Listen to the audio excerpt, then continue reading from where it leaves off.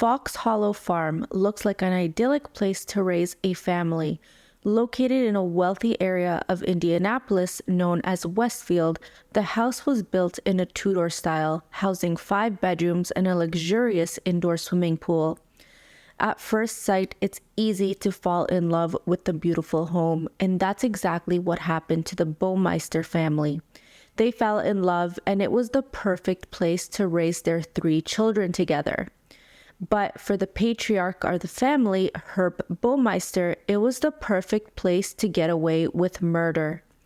Today, Fox Hollow Farm is a place where bodies have been found since the mid-90s up until just this past December of 2022, with speculation that there are many more bodies hidden on the property. Not only that, but this is considered to be extremely haunted by its new owners and paranormal investigators that have flocked to the farm to see for themselves. And we're going to discuss the entire story behind Fox Hollow Farm, but also in the second part of the video, we'll get into the alleged hauntings that have captivated the world.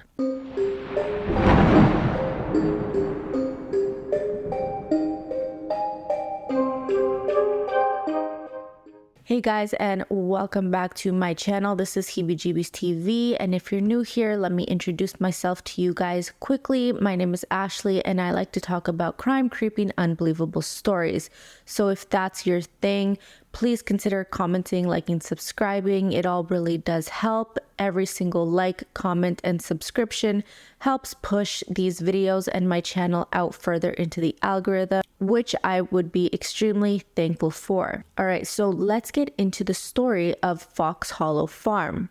Now, of course, to understand what makes Fox Hollow Farm such a significant story, we're going to have to go back in time, and that's going to take us to the day that this man, Herb Baumeister, was born. So Herb was born on April 7th, 1947 in Indianapolis, Indiana, and he was the oldest child of 4 children. He was born into a fairly well-off family, with his father being an anesthesiologist. However, from a very young age, Herb started showing signs of antisocial behavior. Now, this could be a wide variety of things. It's not necessarily black or white. And a few examples of antisocial behavior could be from white lies to just straight up lying, manipulation, but it could also show itself in more hostile ways, such as hostility, for example, or aggression and violence. And essentially, it can include any unwanted behavior as a result of a personality disorder. As Herb entered his teenage years, he started to display some very disturbing behavior, and it was obvious to those around him that these were red flags. For example, he would voice his wondering thoughts about the taste of urine. He was also known to play with dead animals, and one time he was said to have even placed a dead crow on his teacher's desk. And in another example, he was also said to have urinated on his teacher's desks as well. I guess you could say his peers were the first people to notice that he did have some strange behaviors and red flags around him, but it wasn't until later on that his father finally started to get involved in Herb's disruptive behavior. It was him who ended up taking Herb to get tested for mental health issues, and that's where he was diagnosed with paranoid schizophrenia and antisocial personality disorder. But for unknown reasons, it seems like Herb never got the treatment that he needed, or if he did, it just was not made public, and I searched and searched and searched to see if this was actually the case or not. And it either seems like he did not get it or we just don't know about it. As he continued throughout high school, so did his disruptive behavior, which caused him to fail many classes. And also, it just did not make it easy for him to make friends. And so by the time he graduated high school, he was said to have been a complete loner. In 1965, Herb began attending the University of Indiana, but it was quite short-lived. He hadn't grown out of his antisocial behaviors, and if he actually didn't get the help he needed, it likely wasn't getting any better, which led to him dropping out of university after just the first semester.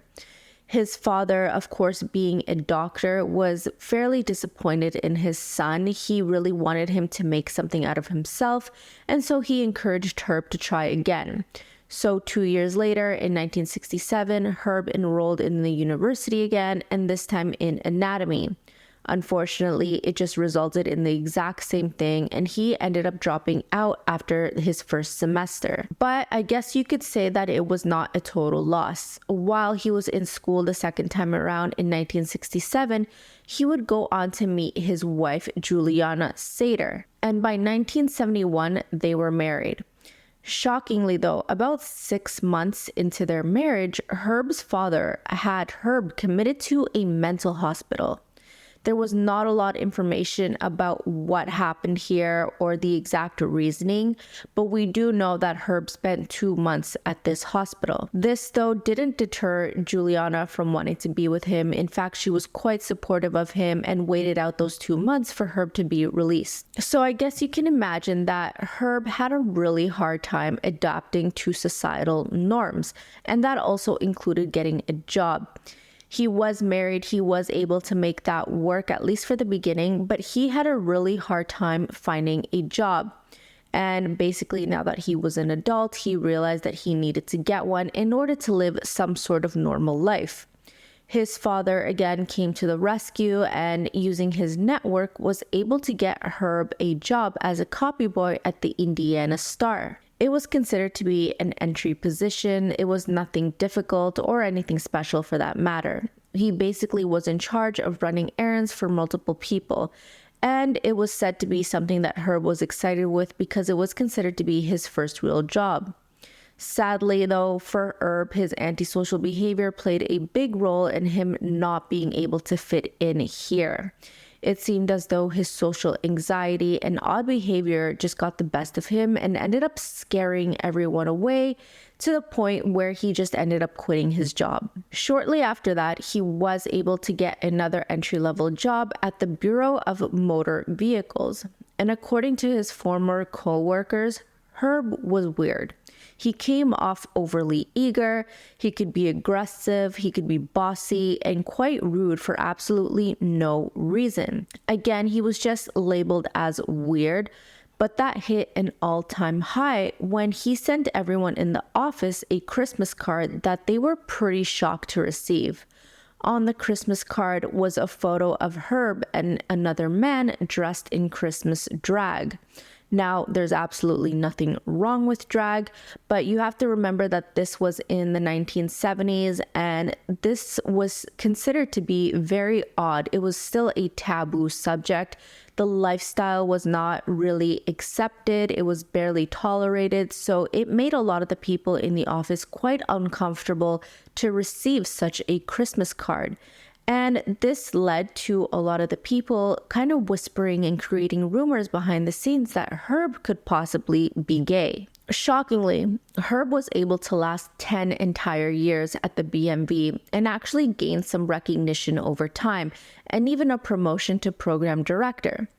But it would not last. In 1985, he went straight back to the same behavior he was showing in high school, and he urinated on a letter that was addressed to the Indiana governor at the time, which then solved another mystery in the office. A few months prior, someone had urinated on a manager's desk several times, and people started connecting the dots, and they quickly realized that Herb was the culprit, which led to him being fired. Now, by this time, we're in 1985, and Herb and Juliana now have 3 children together.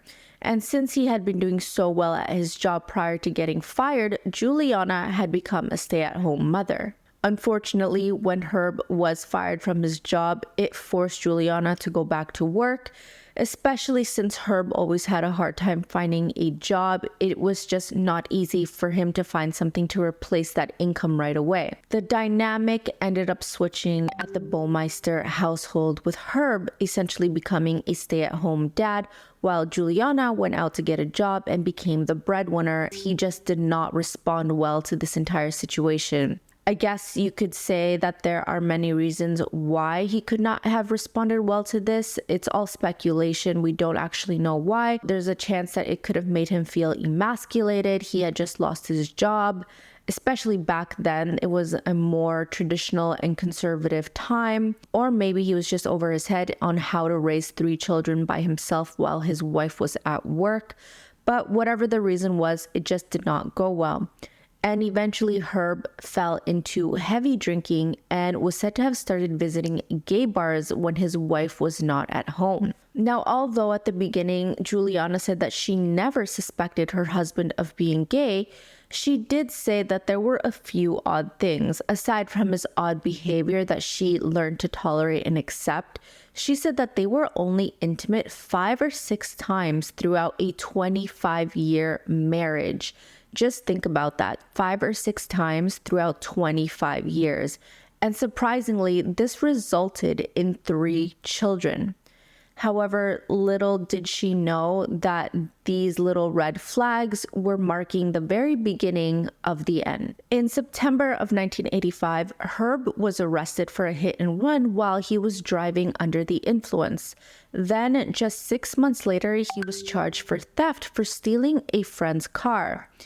It was said that he received minor consequences for these things, which would later prove to be a huge mistake, because if they would have actually kept him incarcerated, none of this would have happened. In an attempt to somewhat or somehow get his life together, Herb managed to get a job at a thrift store. He only took the job because he realized that he absolutely needed to, even though he considered the job to be beneath him. Although I'm not entirely sure how that logically works when you have 3 babies at home that are literally depending on you to feed them and shelter them.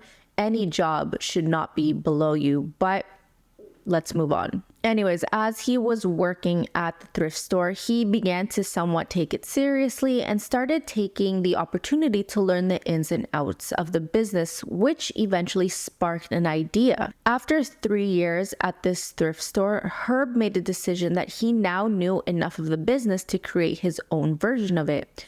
And with that, he went and borrowed $4,000 from his mother. And along with his wife Juliana, both of them opened up their own thrift store, which was called Save-A-Lot. It was said that during the first year, business absolutely boomed. The community loved it, and just shortly after their first year, they opened a second location. By their 3rd year in business, the Baumeisters went from living paycheck to paycheck to basically being very wealthy. And this is where Fox Hollow Farm enters the picture. So like I said at the beginning of the video, at first glance, the Baumeisters absolutely fell in love with Fox Hollow Farm. It was described as an 18-acre horse ranch with a stable and luxurious indoor pool. It was made with quality materials and perfectly located in a wealthy area of Indianapolis known as Westfield. The family happily moved into their new home. They were full of bliss and eager for what the future had in store. Sadly, though, it would not last because problems in Herb and Juliana's marriage began to take center front stage, with most of them originating due to the fact that they were working together. Like many couples who work together, they really did struggle to find that balance between maintaining a healthy relationship and having a professional work dynamic and, that mutual respect that a lot of people struggle to find when they're working with their significant others. It was said that he treated Juliana really poorly, and he would often forget that she was also his wife and not just an employee. This resulted in him treating her very poorly. He would yell at her all the time. He was condescending towards her. I guess he just had really high standards, and if she was not able to do something exactly his way or do it the right way the first time, he just completely lost it on her. Not wanting to risk failing their marriage, Juliana agreed to step back from the business, but by that point, it was just way too late because the damage had already been done. As their marriage continued to break down, it also showed throughout the house. It was no longer being taken care of properly. And when you have such a big property, you know that there is a lot of maintenance required. It needs to be cleaned regularly. any small repairs need to be taken care of right away because it just leads to larger issues. But because there were so many problems in the marriage, all of these little things were just not being taken care of. From the outside, it really only seemed that the only area of the house that was actually cared for was the indoor pool house, which was always set up for parties. Not knowing what else to do, Juliana decided to take her and her 3 children to Herb's mother's condo in Lake Wawasee. To her, it was basically a no-brainer. She got to remove herself from the situation. She got to take her kids away from all of that negative energy, from all of that tension, while Herb just took care of the business and the responsibilities. To Herb, it was also a golden opportunity because it allowed him to explore his deepest and darkest desires with no one watching him. Now, although Juliana would spend a lot of time away from the family home, she would come back from time to time. After all, they were still married. She still wanted to make the relationship work, and the children were still growing up, and she wanted them to spend time with their father. And it was on one of these visits back to Fox Hollow Farm where she noticed the first sign that there was something sinister going on. It was in 1994 when the Baumeister's son named Eric was outside in the backyard playing in a nearby wooded area. As he was playing around, he dug up a human skull. Thinking it was fake or there was some sort of explanation for this, he ran back to his mother with the skull quite literally on a stick and showed her what he had found. To her absolute horror, she asked him where he had found that, and he tells her that it was out in the backyard. He pointed to the spot and he even took her back there. And that's when she discovered the rest of the skeleton buried in the ground. Absolutely mortified, like I'm sure the rest of us would be about this discovery, Juliana told Herb about what their son had discovered in the backyard. Oddly, Herb was pretty calm about this and said that there was a reasonable explanation for it. He told Juliana that the skeleton belonged to his father, and since he was a doctor, he would take the time to study these skeletons. One day, Herb was cleaning out the garage and he had come across one of these skeletons and decided to bury it in the backyard. He just didn't think it would be an issue, and surprisingly, Juliana believed him. Which leads me to a few questions here. If you guys know the answers to these, please leave them in the comments below.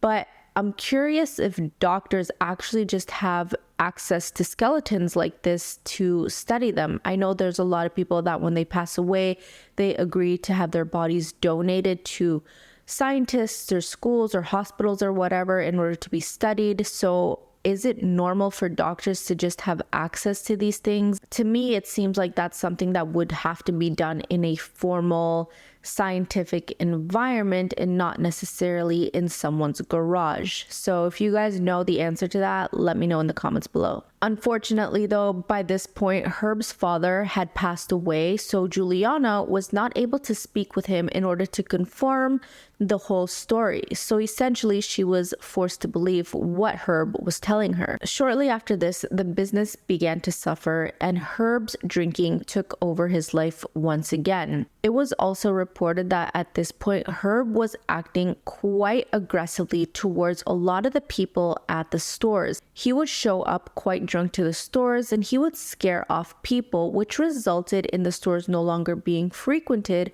or even maintained properly. When Herb wasn't at the stores causing chaos, he was at home, and for the most part, he was locked inside his pool lounge or would be spotted at various gay bars across town, all without his wife really knowing. At the same time all of this was going on at the Baumeister home, there were multiple disappearances being reported that left everyone feeling quite uneasy.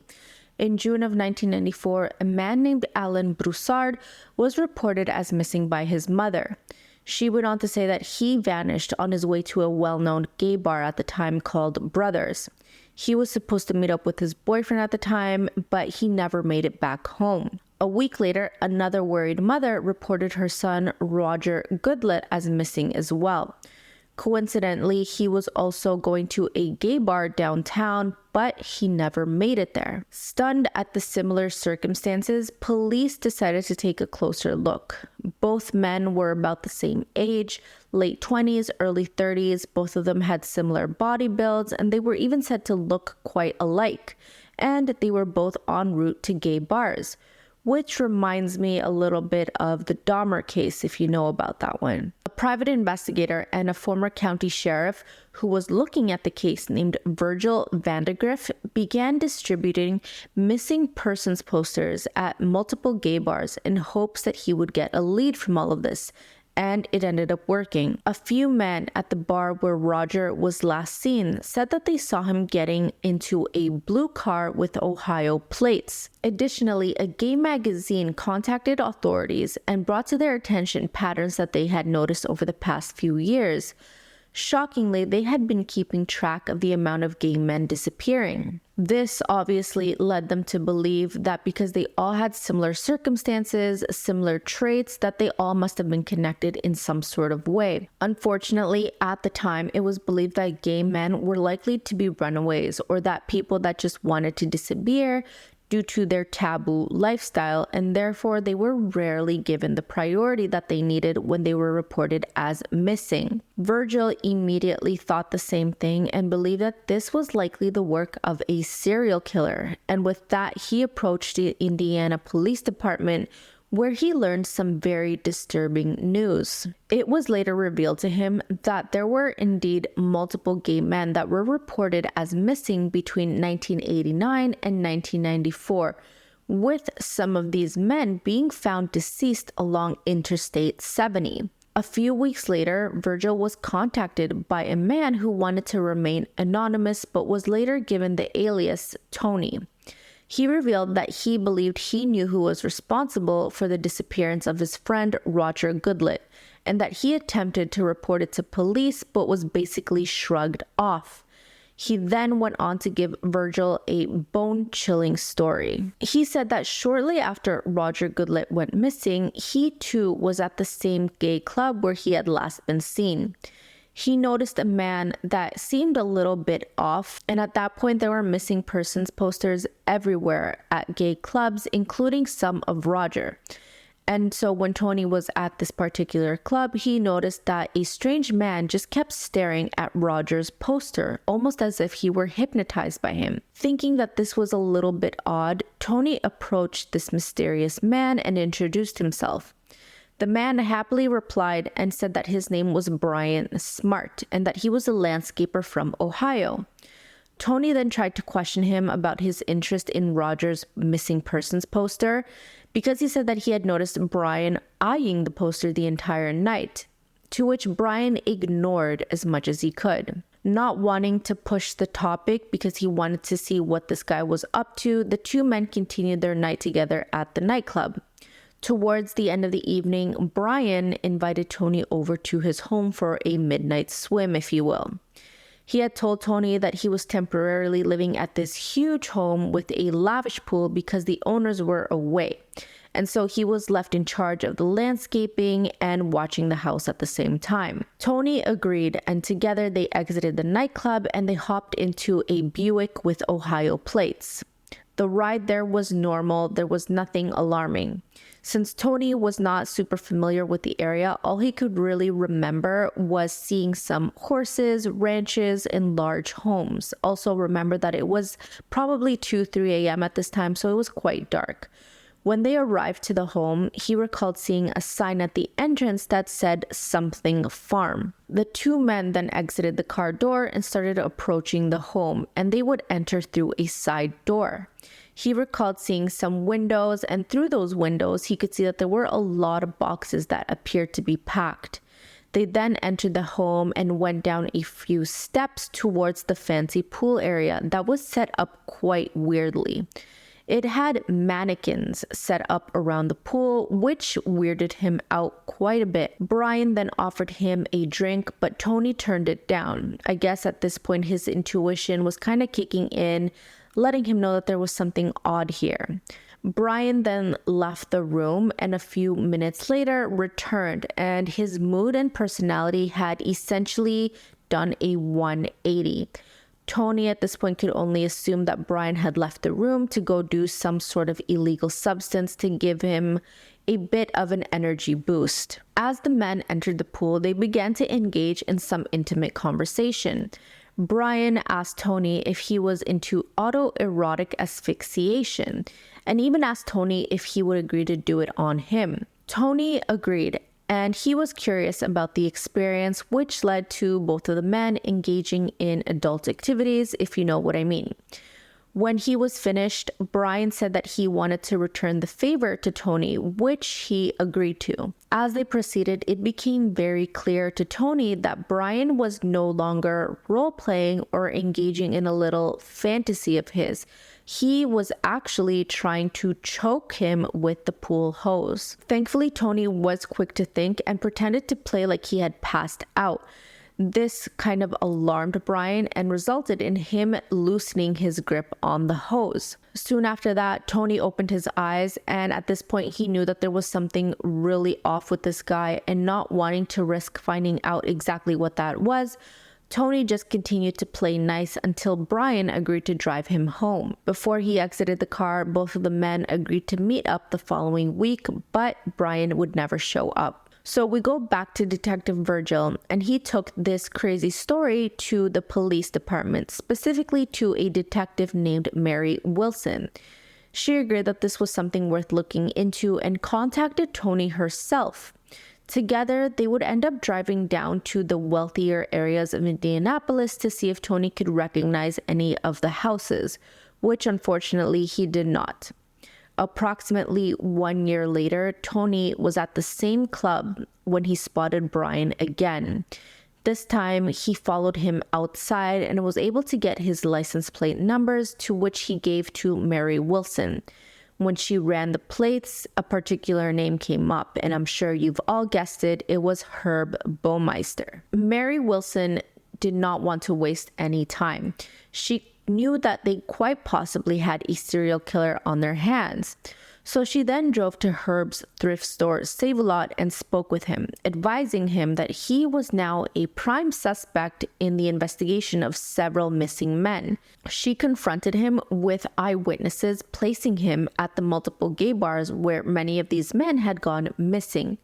She then asked him if he would be willing to let investigators search his property, to which he adamantly refused and stated that she needed to go through his lawyer. Wanting to try her luck one more time, Mary then went to Fox Hollow Farm and spoke with Juliana. Maybe she would give her the permission that she needed, but Juliana was absolutely shocked and appalled to hear the accusations against her husband, and so she just ended up denying access to the home as well. Mary then went to the court system and tried to get a search warrant, but there was no solid evidence at all. All they had was circumstantial evidence. They had a story from this guy that wanted to remain anonymous, and essentially he got stood up on their second date. So for all anyone really knew, this guy was probably just upset that he got stood up. After Herb had been confronted by Mary Wilson, he spiraled out of control and essentially began imploding his life.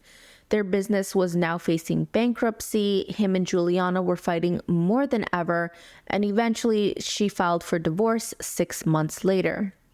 It wasn't until then that Juliana had a change of heart and allowed Mary access to their home on June 24th of 1996. Juliana had told him about the time that their son had found a skull and a skeleton in their backyard, something that she had tried to bury in the back of her mind for several years up until then. And that's exactly where they began to dig, and with very little effort, the forensics team could see a bunch of little pebbles that could easily be overlooked. But what they were actually looking at were bone fragments. The next day, a full-on excavation began at Fox Hollow Farm, which revealed over 10,000 bone fragments discovered on the property that belonged to 24 men, and one of those included Roger Goodlett. Unbeknownst to Herb, he still had no idea about the discovery the police had made on his property until he saw it on the news. Immediately, he took off running in his car and vanished for several days. A manhunt was then launched for Herb, only for his lifeless body to be discovered in Canada, of all places, specifically at Pinery Park in Ontario. He had passed away due to a self-inflicted wound in the head. And next to him, authorities discovered a 3-page letter he had written supposedly explaining why he had decided to take his own life. For the most part, he blamed it on his failing business, his failing marriage, and so on, but there was absolutely nothing that alluded to any of the missing men. He then concluded the letter in a very odd way with a single sentence that read, "I am going to eat a peanut butter sandwich and go to sleep." With Herb now out of the picture, police knew that they were never going to get a confession and probably not even the full story about what happened, but they were going to try. As they were digging up the bodies, it became clear that Herb had burned his victims' bodies and then proceeded to pulverize them in an attempt to get rid of all the evidence. As for their manner of death, it's believed that Herb had spiked their drinks, which, if you remember, Tony did not take the drink he was offered, which likely saved his life. Then it's believed that Herb likely strangled all of the men with the pool hose and then burned their bodies and buried them on his 18-acre property. Police were able to identify 8 of the men, but 17 were still unidentified. And to this day, police believe that the number of bodies on the property are somewhere around 27. But if you ask Tony, he thinks it's probably closer to 50. Not having anything to lose at this point, Juliana agreed to help the police and their investigation and provided as much information as she could that was linking Herb to the I-70 murders. Apparently, Herb would frequent that route quite often to go to work, and shortly after they moved away from the city to Fox Hollow Farm, the bodies coincidentally stopped appearing along the highway. Unfortunately, though, police have never been able to prove whether or not Herb was responsible for these crimes. After the investigation, obviously Juliana wanted nothing to do with the house, and so it was put up for sale. It then exchanged hands several times and then ended up in the hands of the Graves family. Over time, the Graves family has consistently found additional remains on the property, claiming that they don't actually go looking for any remains, but from time to time they do turn up, and every time they do turn over the remains to the University of Indianapolis. In December of 2022, police and cadaver dogs were granted access to the property in order to search for additional remains, with multiple hits being made by the dogs, leaving police to believe that there are likely many more bodies waiting to be found on Fox Hollow Farm. Now, with DNA testing coming a long way since the 80s and the 90s, police are now actually urging people to come forward if they knew anyone or related to anyone that went missing in the 80s and 90s, specifically to gay men that went missing at the time. With DNA testing now coming a long way, police are now confident that they could finally identify the other 17 bodies that remain unidentified if enough people come forward and provide their DNA. So if you guys know any gay men that went missing at the time, or if you're related to any of them, I will put up the contact number here if you want to reach out with any information. As for the victims, these are the names we know of so far. Johnny Bayer, who was 20. Alan Wayne Broussard, 28. Roger Goodlett, 33. Richard Hamilton, 20. Stephen Hale, 26. Jeff Allen Jones, 31, Michael Kieran, 46, and Manuel Resendez, 31. Now, onto the haunted portion of this video. Ever since the Graves family bought the house in the early 2000s, they have experienced a lot of strange paranormal activity inside the home. Shortly after the home was purchased, the family began to notice very strange shadowy figures throughout the house, and one was even seen roaming around the backyard, legless, wearing a red shirt. Vicky Graves, the wife of the family, believes that it could very well be the spirit of one of the victims. This particular spirit would also go on to make multiple appearances on the property to various people, including a tenant that the Graves had on their property known as Joe. He happened to be renting a separate apartment on the property, and he also had his fair share of paranormal experiences. Joe was said to wake up with horrific nightmares, feeling like he was being chased, only to wake up with shards of glass everywhere without a way to explain it. Someone would also consistently knock on his door in the middle of the night, and when he would finally get up and open it, there would be no one there. He would also spot this red spirit with a red shirt in the backyard, and whenever he would approach it or try to chase after it, it would just run away from him deep into the woods. One evening, as he was sleeping, he heard the door rattling, like someone was trying to get in or like really having a hard time opening the door. When he got up to investigate, the rattling stopped, but only for a few seconds before the door swung open and wood chips flew everywhere. To this day, the family believes that that was likely the spirit of one of Herb's victims trying to flee for his life and essentially destined to relive that trauma over and over again. The family has also heard very strange noises, footsteps, and just overall feelings of uneasiness. One particular instance was when Vicky was vacuuming around the pool area when the vacuum plug just kept becoming unplugged. The first few times she brushed it off as a coincidence. It's easy to, shrug that off. If you have a vacuum with a cord, you know how easily it can become unplugged. However, by the third time, she got a very eerie feeling. One of the more disturbing incidents was when a friend of Joe's was over at the home. They were all hanging out at the pool, diving, having fun, when he felt like someone had touched his back. He thought it must have been one of the Graves' kids since they were all hanging out together, but when he turned around, he saw that the kids were all the way on the opposite side of the pool. The next thing he knew, something was pulling him underwater and he was overcome with the sensation of being choked. Somehow he was able to get free and went back up to the surface, but needless to say, he got out of there as quickly as possible. So, wanting to understand what was going on here, Joe decided to use his cell phone to record an EVP. He asked multiple questions, including if there was anyone there with him. When he played it back, to his surprise, there was an answer, and it said the married one. It didn't click for Joe right away about who this could be. All the victims were not married, but he kept looking into each of the victims to learn more and more about their backgrounds.